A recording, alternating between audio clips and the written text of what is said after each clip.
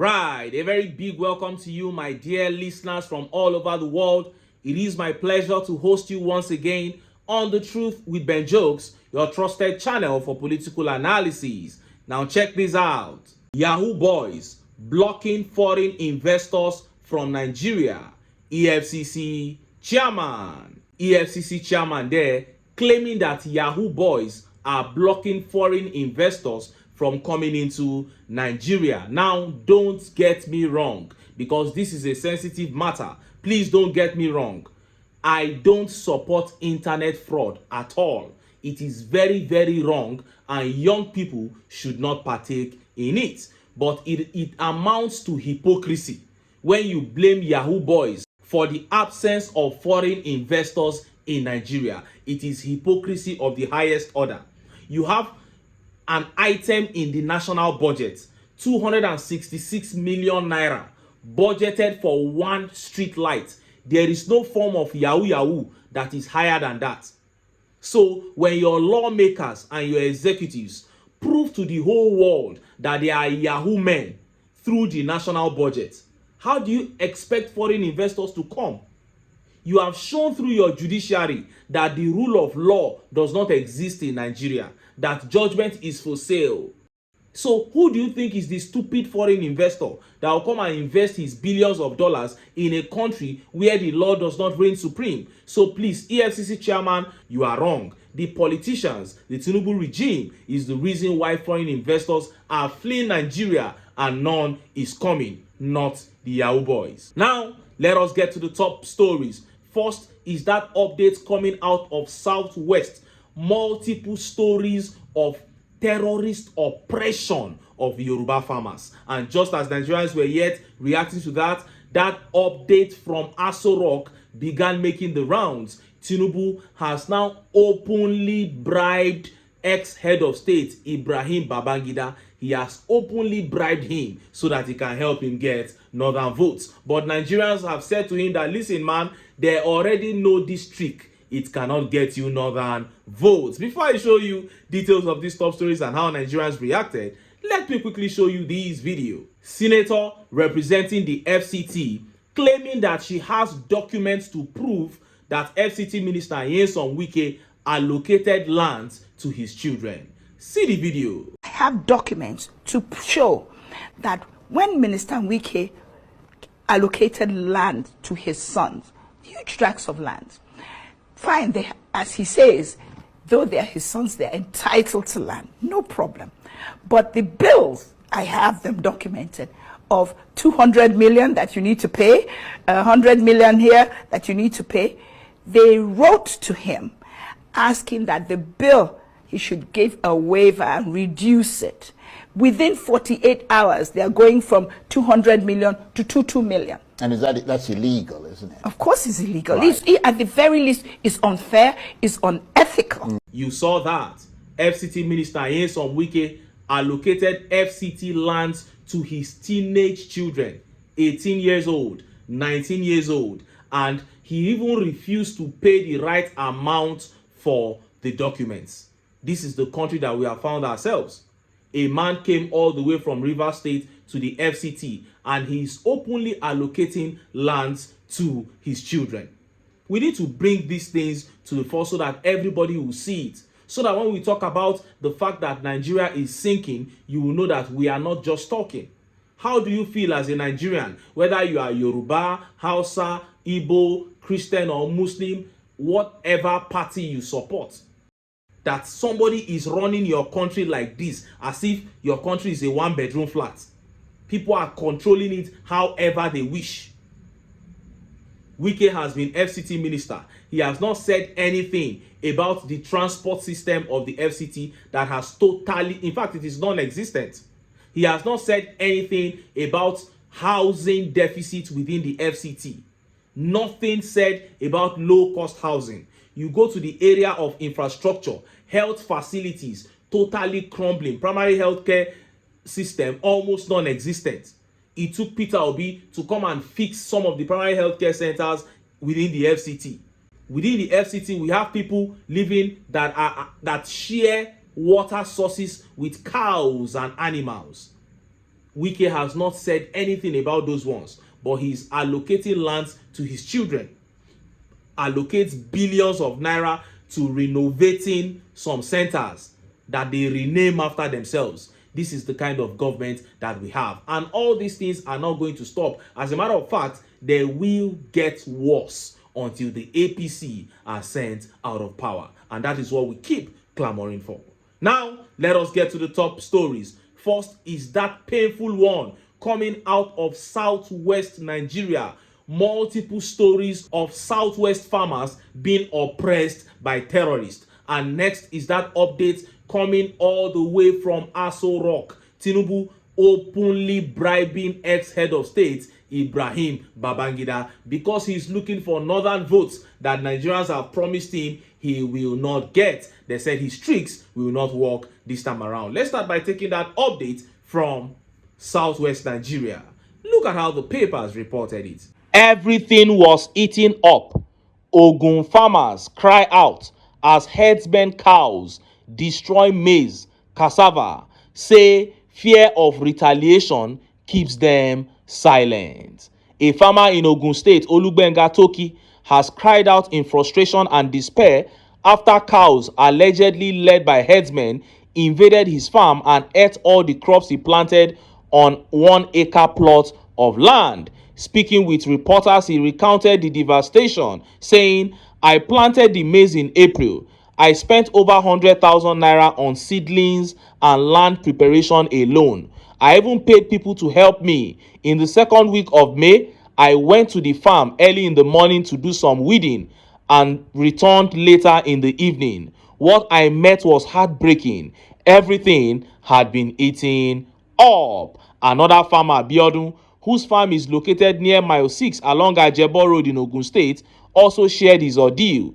In June, herders came with their cows and they ate all my cassava. I had already spent so much planting and nurturing them, only for everything to be destroyed overnight, he said. Now, if you are familiar with this kind of agriculture, you will understand the pain that these men are facing. And I just took samples from 2 farmers. There were more than 15 farmers giving accounts, but we can't go over all of them. These farmers put in all they have into their farms, and they expect to harvest at the end of the planting season. That is how it works.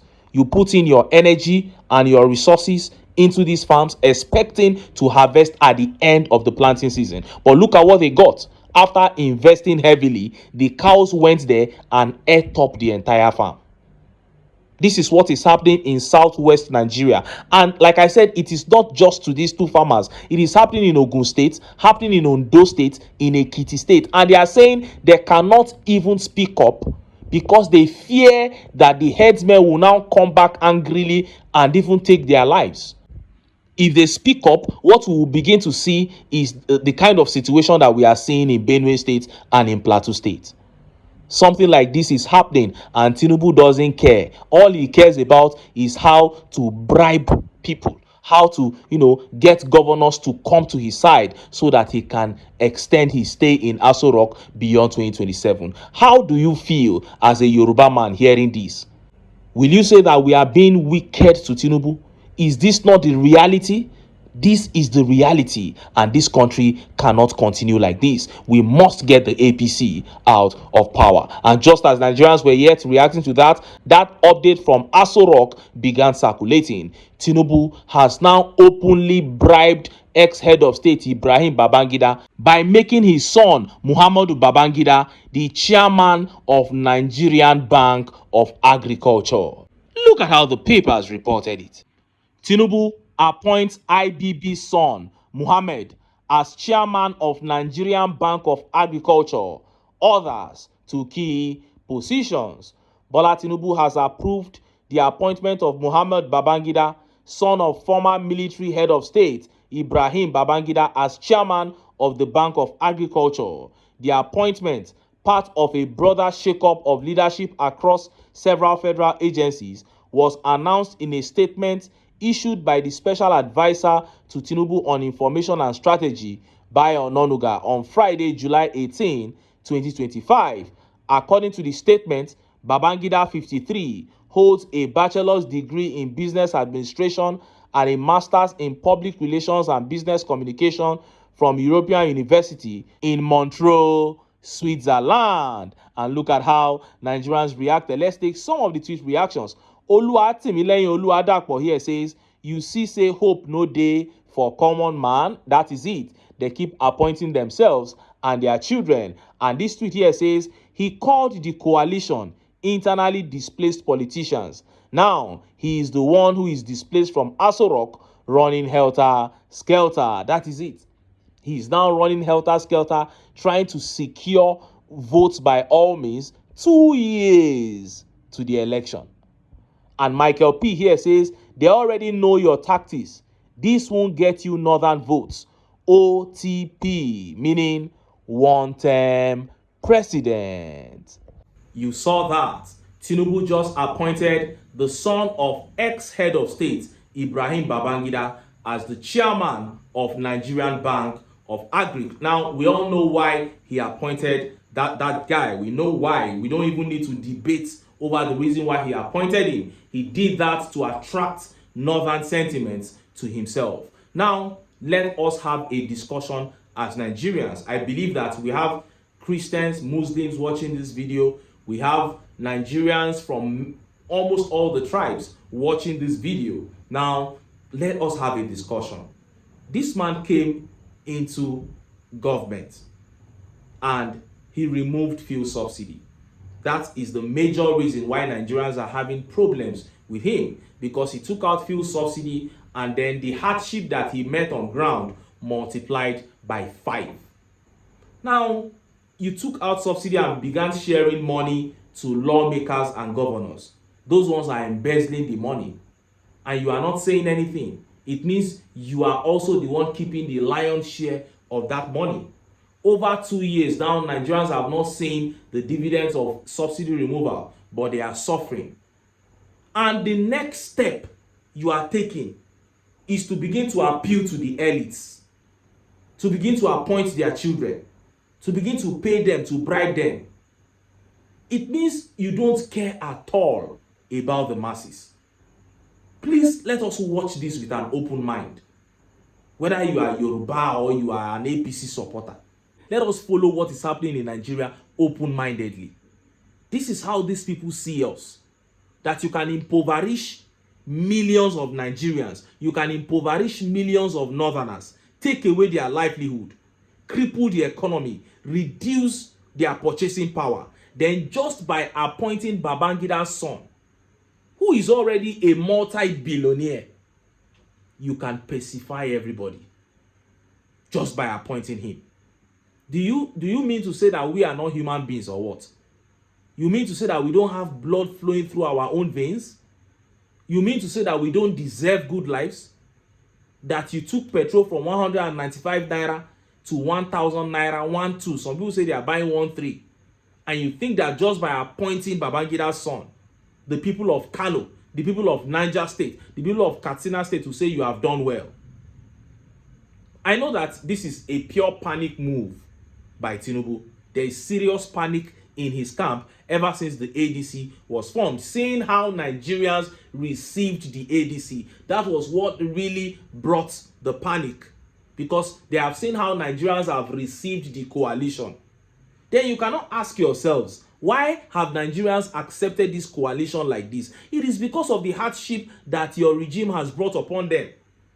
That's why Nigerians are looking for option, looking for a way to get out of that hardship.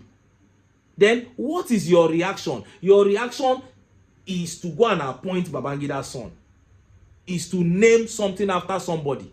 Your reaction is not to say, okay, let me ameliorate this hardship. It is because you don't care. This is the point I'm trying to make, Nigerians. They don't care about you and I. If you like, support them from now to tomorrow. The political class don't care about the masses. They will never do things to win the masses over. They can spend 1 trillion to win governors over, but they will not spend 200 billion to win the masses over. This is what I want you to live with in this video. know that these people don't care about the masses, and the best thing that the people can do for themselves is to cast aside sentiments, as I have always been saying. And I am appealing to the coalition ADC, since Nigerians are looking to you now as an option from this wickedness, from this tyranny, from this slavery that the TINUBU administration has brought upon them. Please do the right thing. We have an opportunity to rescue this country from tyranny and slavery. We also have an opportunity to unite this country. It is the turn of a southerner to be president of Nigeria. We still have 4 years of southern rule according to zoning. And the best candidate, thankfully for us, the best candidate on the ballot per time in 2023 and still in 2027 is His Excellency Peter Obi. I appeal to the coalition to do the right thing. Pick this man. Let us all unite and throw our support for him. And after 4 years in office, it can now go to northern Nigeria. Let us rescue this country. Let us unite this country. But until then, make I still enter town, make I go get some ogbonge political news wey una go like. Why? Because of una na I dey here. So don't go away. Don't go away.